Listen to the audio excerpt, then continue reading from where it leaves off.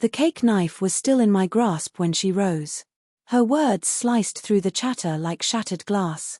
"My son," she declared, lifting the child as if he were treasure, "is not only mine. He is your husband's." The room froze. Even the child stilled, as if sensing the betrayal hanging thick in the air.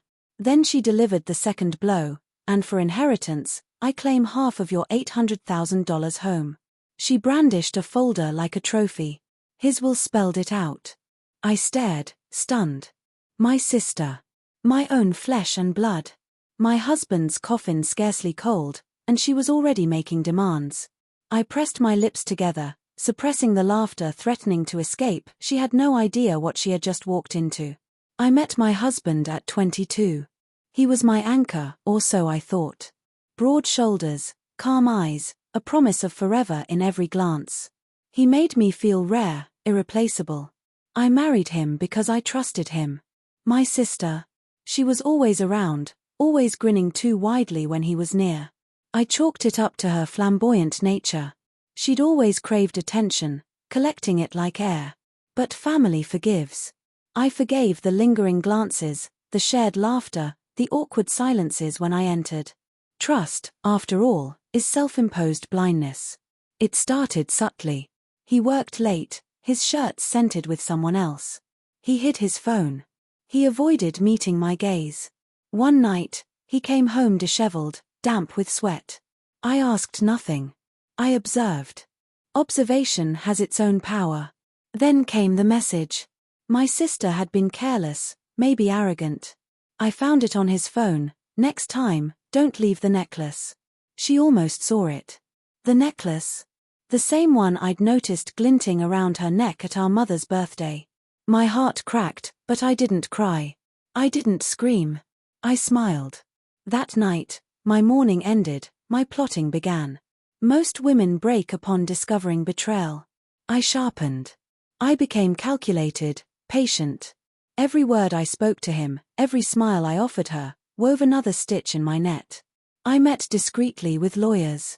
I unearthed secrets my husband assumed I ignored, offshore accounts, debts, the revised will he signed distractedly after I presented it with a kiss. Yes, I drafted it with my lawyer. Hidden among the papers, unnoticed. The version she saw?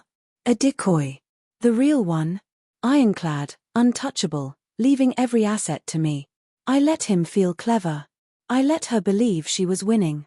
That's the sweetest part of revenge, the hush before the strike.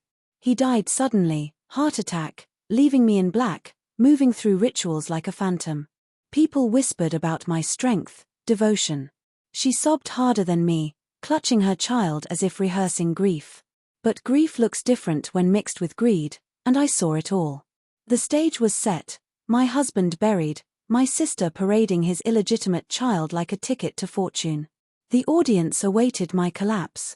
They expected rage, sobs, but I reclined and murmured, "Oh, I see." And I smiled, because only I knew what was coming.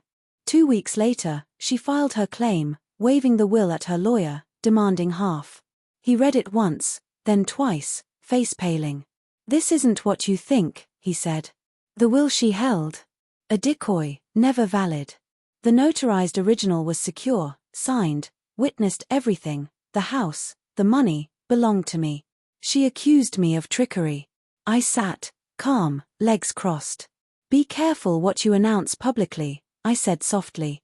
"People might start wondering why your son looks so much like my late husband." Her face collapsed.